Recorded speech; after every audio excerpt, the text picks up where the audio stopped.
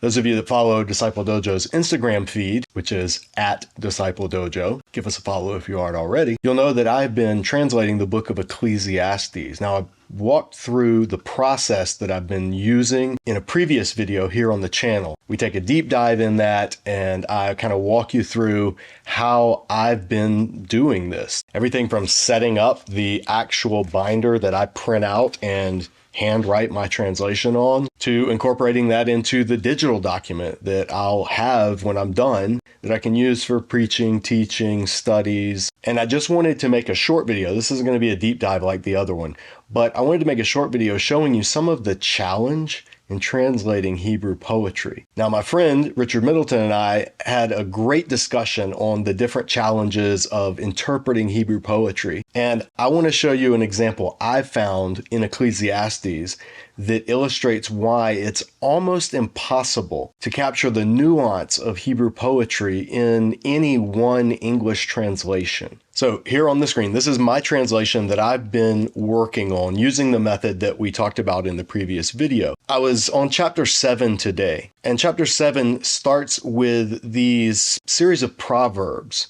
that the author of Ecclesiastes starts dropping. And without getting into the theological interpretation, because there's a lot of question about what is the meaning of these proverbs, why are they here, what's the author trying to do with them. They start out like typical proverbs, but then they get real dark real quick. If you're reading along in Ecclesiastes chapter 7, you're going to come to something in English that says something like, a good name is better than fine perfume, or a good name is better than good ointment. So depending on what translation you're using, and let me make this a little bigger so you can see, you're going to read something like, for instance, the King James says, a good name is better than precious ointment, in the day of death than the day of one's birth. Or the NIV, a good name is better than fine perfume. The JPS, a good name is better than fragrant oil. New Revised has precious ointment. CSB, fine perfume. Legacy Standard has good oil. New Living Translation, costly perfume. CEB has fine oil. So different translations are going to render this Hebrew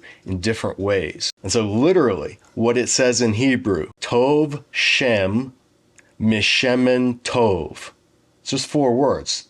Tov Shem Mishemen Tov. And Tov means good. Shem is the word for name. Mi means from. It's stuck on the beginning of the word, and so it means from. But when it's used this way, it has more of a comparative sense, like a better than sense. So this literally says Tov, which means good. Good. Shem means a name, and there's no article here, so it's not the name. It's good, a name, and then me, from, shemen, and shemen is the word for oil, and then the word tov once again. So you have tov starting it and tov ending it, and you have this word shem, and then this word shemen. Shem means name, shemen means oil, and if you're listening to this, you can hear how they resemble each other. Shem, shemen. And then right in the center is me, from. So literally this says, good a name, from oil good. That's literally what it says in Hebrew. Good a name, from oil good. What does that even mean? So translators, they have to take 2 things into account. One, they have to think, okay, how is men being used? This me prefix, many times you can translate it as than. It's a comparative sense. So saying good from something is how in English you could translate that as better than something. So less woodenly, good a name from oil is saying better a name than oil. That's where better comes from in all the English translations. So it's saying better a name than oil good. And good and better are the same word in Hebrew, tov, tov. So the translator faces a dilemma. How do I translate this in a way that not only makes sense in English, like it's saying a good name is better than good oil? How do you translate that preserves the poetry and the symmetry? Tov, Shem, Mishemen, Tov. You can't in English. There's no way that catches that poetic nuance. So I've just rendered it here in my own translation that I'm using is better a good name than good oil. And then translators are faced with, okay, but what kind of oil is this talking about? Cooking oil or does Shemen Tov mean something else when used together? In other words, is good oil how you would say fine perfume? And that's where translators are divided. And they have to say, how much do we interpret for the reader? And so some will make footnotes saying that this is oil or perfume or ointment. Some will make footnotes saying, like the Hebrew literally says, and then it'll give the Hebrew that doesn't really make sense, like good name from good oil.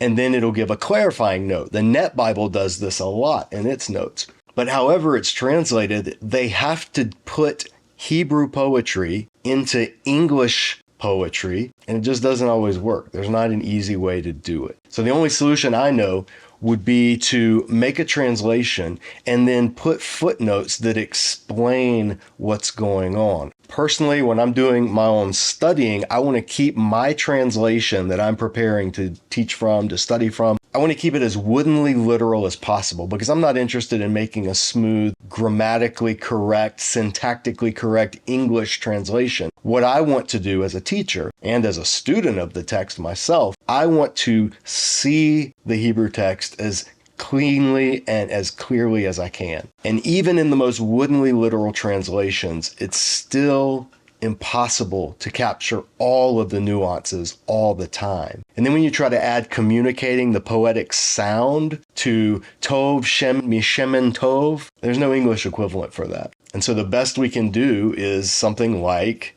a good name is better than good oil, good perfume, good ointment. So the challenge for the preacher or the teacher is to convey to the listener, to those who aren't able to read the text in Hebrew, hey, this is a poem, and poetry is based on artistic concerns as well as theological concerns. And so it's not just communicating information, it's communicating information in a way that's intended to be aesthetically pleasing or jarring or memorable. And so you would have to explain to the listener in Hebrew, this sounds very poetic. This is a very memorable proverbial saying. Tov Shem Mishemen Tov. That's easy to remember. That's easy to say. It's a slogan. It's a proverb. And the next part of the proverb that's going to come in Ecclesiastes is going to kind of turn that on its head. And it's going to say, yeah, better is a good name than good oil, and better is the day of one's death than the day of one's birth.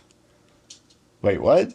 And the effect is intentionally jarring in Ecclesiastes, which maybe we'll touch on that in a future video when we walk through the book and discuss the meaning and the theology of Ecclesiastes. But this video, I just wanted to show you an example of just a short poetic line that is very hard to translate into English and still preserve the Hebrew poetry. Now multiply that times 12 chapters in the case of Ecclesiastes, or 150 chapters in the case of the Psalms, or all of the poetic section in the prophets, and you start to see the challenge that Bible translators face, and you also start to see why translations differ. Because there's no one right way to say Tov Shemen Mishemen Tov in English. There are a number of good ways that you could say that in English. Better is a good name than good oil. A good name is better than fine perfume. A good reputation is better than expensive oil. And then when you have to do that in other languages, you have all the same challenges. When Luther was making his German translation, Luther translated this passage as, I'm going to butcher this German, but ein gut Geruch ist besser denn gut Salbe. German speakers, I have no training in German whatsoever, so I apologize for that mangled German translation. But in English, it would be translated, Luther's translation, a good odor is better than good ointment.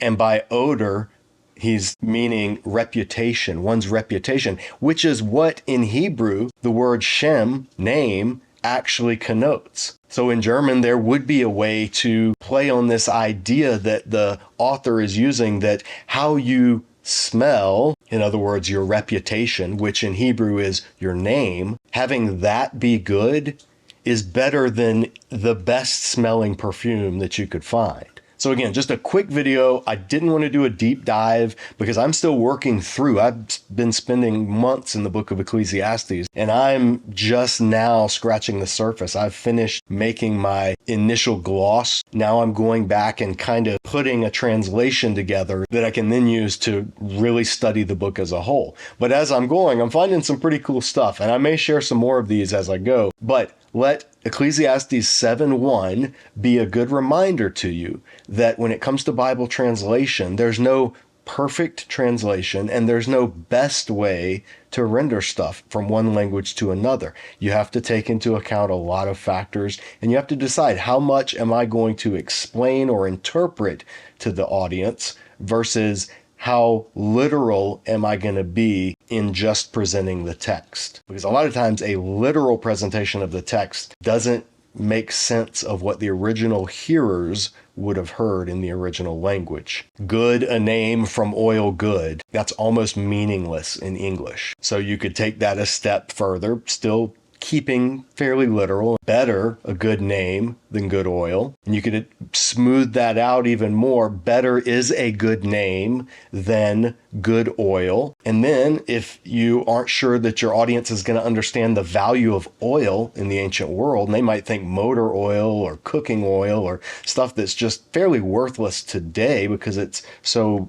easily available, you might take that extra step and say, better is a good name than fine perfume or costly ointment or pure oil. And then if you wanted to go even further in interpretation for the audience, then you would interpret the word name and what that connotes in Hebrew. Not just a name like Bob, Sue, Sally, Jim, but name as in your reputation, your essence, who you are, which is how name is used in the Hebrew Bible. So you might say, better is a good reputation than expensive ointment or costly perfume or pure oil. So the translator is faced with numerous decisions.